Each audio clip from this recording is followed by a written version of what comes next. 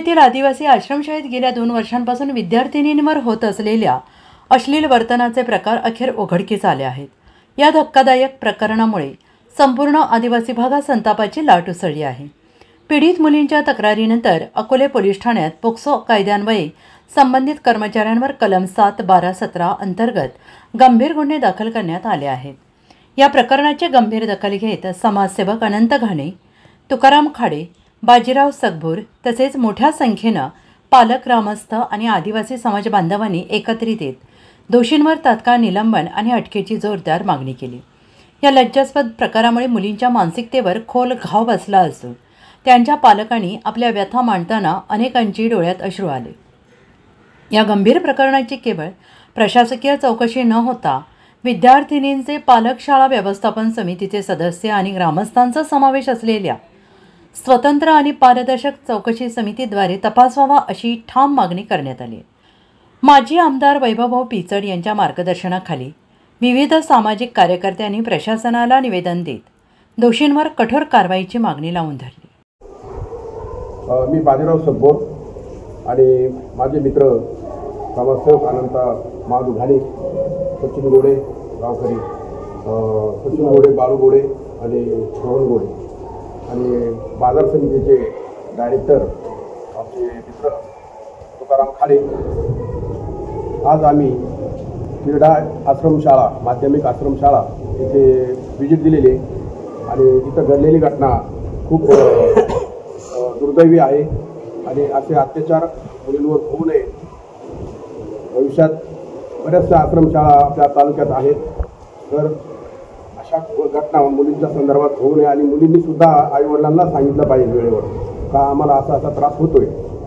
तर ह्या दृष्टीने विद्यमान आमदार साहेबांनी जातीनं लक्ष घालून ह्या झालेल्या घटनेला न्याय द्यावा आणि संबंधितांवर योग्य ती कारवाई चांगल्या प्रकारे व्हावी आणि त्यांना पहिला निलंबित करण्यात यावं आणि त्यांची चौकशी चांगल्या पद्धतीने व्हावी।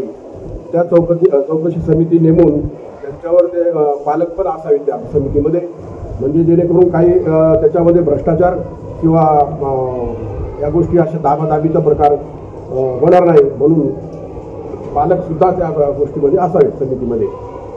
दुसरी गोष्ट 1972 साली ही शाळेचं स्थापना झालेली आहे, परंतु इथं फक्त जागा भरपूर आहे, परंतु इथं व्यवस्थित वॉल कंपाऊंड नाही आहे, भरपूर दुरावस्था आहे, जेवणाची व्यवस्थित सोय नाही। मुंडेगाव येथून जे जेवण दिलं जातं ते निकृष्ट दर्जाचं आहे। आम्ही स्वतः जाऊन चौकशी केली, पाहणी केली खूप अशा, आणि इथं मुलांना शिक्षणासाठी जो स्टाफ पाहिजे तो स्टाफ पूर्ण अवेलेबल नाही आहे।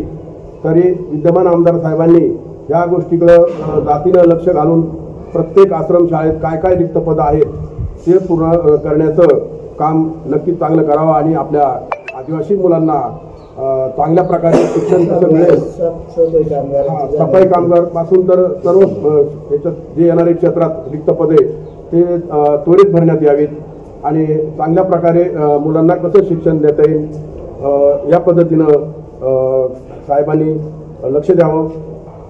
धन्यवाद। आज आम्ही क्रीडा आश्रमशाळे इथं ग्रामस्थ रोहित, बाळू, सचिन गोडे आणि माझे सहकारी आणि बाजीराव सगभूर, तुकाराम खाडे कृषी समिती आणि मी अनंत माधू घाणे समाजसेवक आज आम्ही क्रीडा आश्रमशाळेमध्ये भेट देण्यासाठी आलो।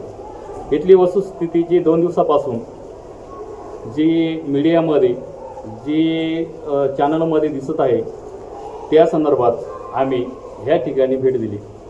वस्तुस्थिती गेल्या 2 वर्षापासून जो माझ्या ताईंचा, माझ्या बहिणींचा छळ होत होता आणि जे कर्मचारी दोषी आहेत, ज्यांनी अश्लील केले, ज्यांनी मुलींची छेड काढली, जे गुन्हेगार आहेत, जे कर्मचारी गुन्हेगार आहेत, त्यांना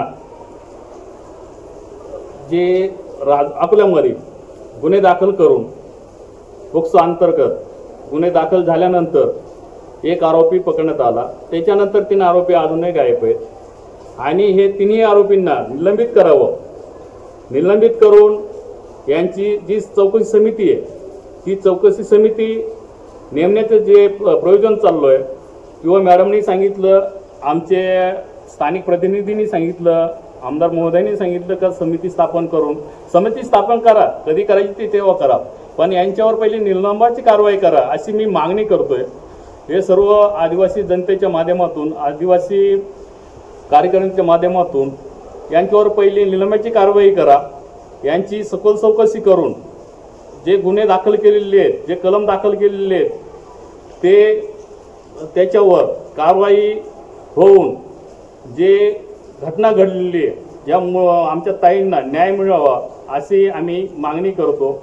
आणि ज्या ज्या शाळेवर ज्या घटना घडत आहेत त्या ठिकाणी सर्व माझ्या ताईंनी, विद्यार्थ्यांनी सर्व आपल्या आईंना, वडिलांना किंवा आपल्या भाऊला, ताईला सांगाव्यात, कारण हे मानसिक त्रास जो होत असेल, जो मानसिक गुन्हे करत असतील ते कुठेतरी बाहेर पडले पाहिजेत। नुसते दबावाखाली आमच्या मुलांचा छळ होतोय, हे कुठेतरी थांबलं पाहिजे। या माध्यमातून मी आज मागणी करतोय का हे कर्मचाऱ्यांवर गुन्हे दाखल करा, गुन्हे दाखल होऊन हे बडतर्फ झाले पाहिजेत अशा पद्धतीने चौकशी समिती नेमा। चौकशी समिती नेमताना याच्यामध्ये विद्यार्थी पालक, विद्यार्थिनी पालक या समितीमध्ये घ्यावेत, म्हणजे निपक्षपाती समिती चौकशी करत, कारण नुसते अधिकारी कर्मचारी घेऊन समिती करू नका अशी मी मागणी करतो। का जे प्रतिनिधी आहेत ते सर्व सामाजिक कार्यकर्ते त्याच्यात घ्या, राजकीय कार्यकर्ते त्याच्यात घ्या आणि ती समिती निपक्षपाती काम करल अशी समिती नेमा अशी मी मागणी करतो, थांबतो। जय आदिवासी।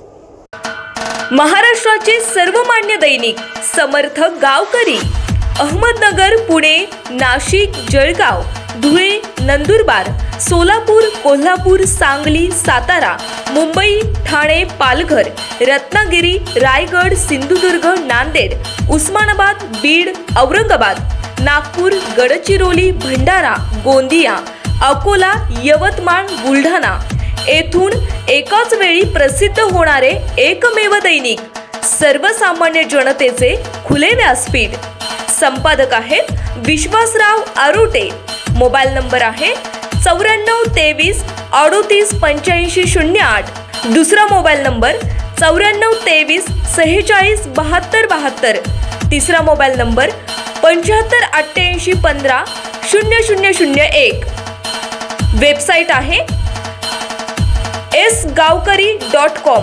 मेल आयडी आहे akl gavkari@gmail.com।